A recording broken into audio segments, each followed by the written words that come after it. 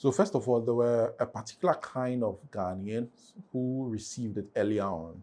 And I'm going to put them in a category called the new money. So in terms of wealth status, probably I might not have to go into detail with old money and new money. If probably those who understand will understand. But the new money guys or the new money people were more susceptible to accepting the idea of a smart home than the old money people. So the old money guys were like, what are we going to use this for? We've already built everything. They are more concerned about the brick and mortar aspect of the whole house thing.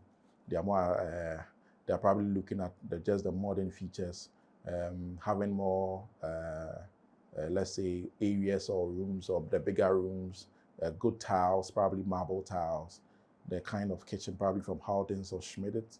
They are looking for couches that are probably of good leather. They are looking for, how they call it, beds that are probably from, just like, their definition of luxury was different. They behaved like that because they also didn't really understand the integrated systems. They were not mostly IT inclined. So they had the money all right.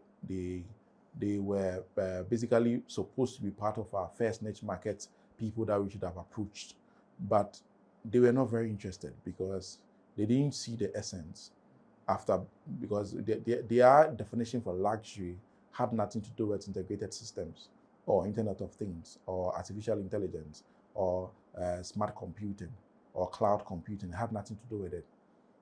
They were even afraid, if I'll put it that way, they were scared that these systems might turn against them one of these days and they will probably be found wanting. So it wasn't really easy on their aspect. So we did a lot of marketing and on that aspect on social media, which that is where you find most of the new money guys who wanted to, I won't say show off, but they wanted to kind of show that they had a new systems in town and that most of these things could actually work. So we sold them the idea that, which was actually true, that we could make your house come alive. We could make your house talk back to you. We could make your house work in your absence. Even, for instance, when there was about to be rain here in this house, there are certain curtains, certain blinds that close. And if we had some window stuff installed, they would have closed the windows, they would have run the shutters just to protect us. I think normally 15 to 20 minutes before the rain starts, I get a notification on my phone that there is a weather control message. And then by the time I realize all these things are happening, the new money guys understood this more.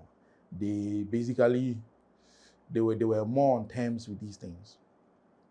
So they were the ones that we normally advertised to. So most of our social media was directed towards them. Their behavior and how they behaved towards it, they were very happy, and then they had a lot to show to friends.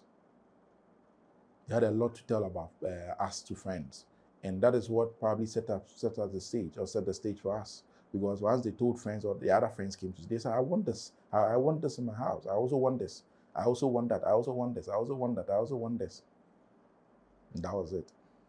It was the I also want this that actually sold us out there. And how do you call it?